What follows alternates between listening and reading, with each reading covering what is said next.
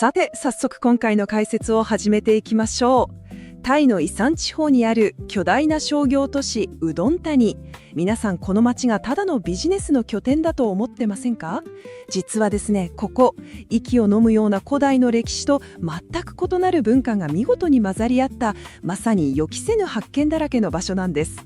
今日はソース資料をもとにこの驚くべき姿に迫っていきますよ。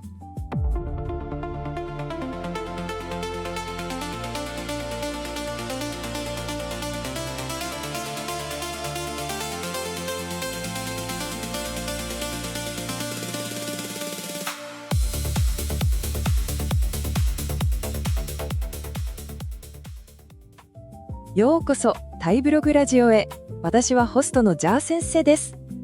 さあ皆さんと一緒にウドンタニの町へのバーチャルツアーへ出発しましょ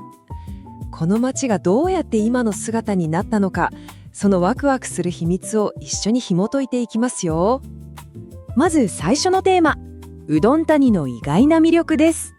ここでぜひ紹介したいのがノンプラジャック公園。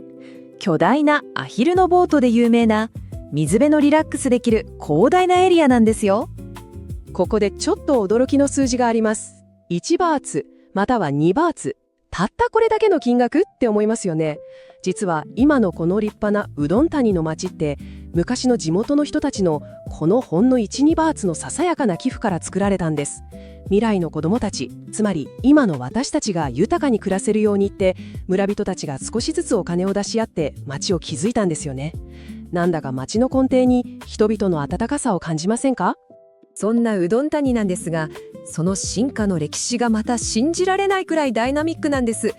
5000年以上前の古代集落から始まって、プラチャック親王が近代都市のベースを作り、そこへ商機を求めて鉄道で中国人移民がやってくる。さらにベトナム戦争時代にはアメリカ軍の影響も受けてという具合にいくつもの時代と人々が重なり合って今のモダンなハブ都市へと変貌と説いたんですよ。では次のテーマ、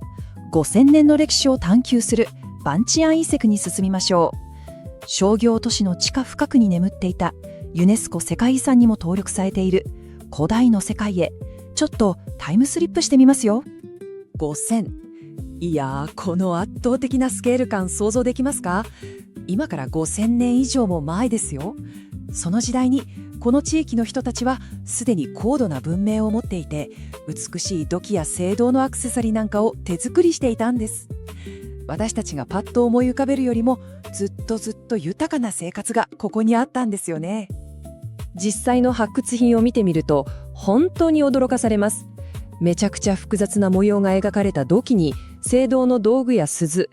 ガラスや貝殻で作られたビーズの装飾品まであるんです。さらにすごいのが塩の取引。彼ら食料を長持ちさせるために塩を使っていて、実はここタイでも最古級の内陸の塩取引が行われていた場所の一つなんです。当時の人々の生きる知恵、本当にすごいと思いませんか？この対比がすごく面白いんです。土から掘り出された古代の土器や青銅器、それに対してずっと後になってから街にドバッと入ってきたカメラとか魔法瓶、それから街中をブンブン走り回るスカイラブっていう三輪タクシー。この大昔の遺物と近代テクノロジーの強烈なコントラストこそがウドンタニっていう街の唯一無二のキャラクターを作っているんですよね。さあ3つ目のテーマ、交差する文化の都市です。さまざまな背景を持つ移住者たちがどうやってこの街を商業のハブに育て上げたのかを見ていきましょう。ウドンタニって本当に文化のるつぼなんです。まず農業や牧畜のために定住したラオプワン族、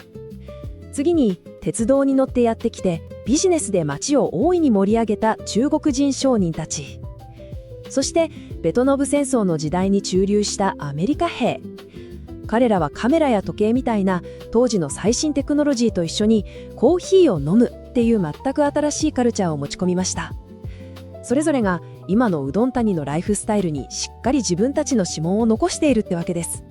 そんな多様な文化の象徴として市内にあるタイ中国文化センターで体験できる伝統的なお茶の入れ方をちょっとご紹介しますね。氷人参ウーロン茶を完璧に入れるとても繊細なプロセスです。まずお湯をきっちり90度に設定する。次に1煎目はお茶の葉を洗うために使う。そして完璧に風味が引き出された2煎目をゆっくり味わうんです。こういう中国の豊かな伝統が街の日常に深く根付いてるんですよね。そして最後のテーマ、絶景と癒しのパワースポット。こんな活気ある大都市の中に、実は息を飲むような自然と平穏が隠されているんですよ。皆さん、ここは絶対に外せません。うどん谷にはタレーブアデーン、つまり赤い蓮の海と呼ばれる巨大な湿地帯があるんです。ここは安心タイランド、まだ見ぬ絶景として知られていて、見渡す限り一面のピンク色の蓮の花に囲まれながらボートに乗れるんです。もう文字通り夢みたいな景色ですよ。蓮といえばこんな驚きのスポットもあります。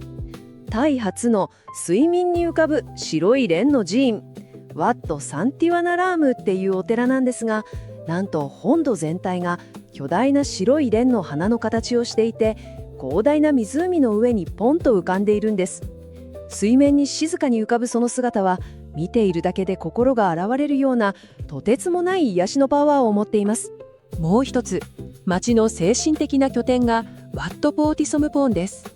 ラマ5世の時代に建てられた由緒あるお寺で、なんと仏像の頭部にはブッダの遺骨、ブッシャリが収められているんです。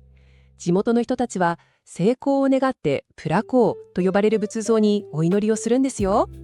それからブッダの生涯を細かく描いた見事な壁画もあって、ここは本当にじっくりと時間をかけて見入りたくなりますね。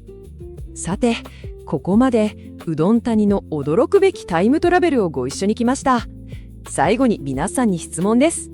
5000年前の古代文明からいろんな文化がごちゃ混ぜになった活気あふれる現代都市まで、これほど振り幅の広い歴史を見てきて、あなたはうどん谷のどの時代、あるいはどの場所に一番行ってみたいですか？巨大なアヒルのボート？古代の土器の発掘現場？それとも赤い花の海？ぜひご自身がそこにいる姿を想像してみてくださいね。今日はうどん谷の奥深い魅力を一緒に探求していただき、本当にありがとうございました。一つの都市にこれほど豊かな歴史と文化のレイヤーが隠されているなんてワクワクしますよね。もしよろしければ高評価、チャンネル登録をお願いします。ではまた次回お会いしましょう。バイバーイ。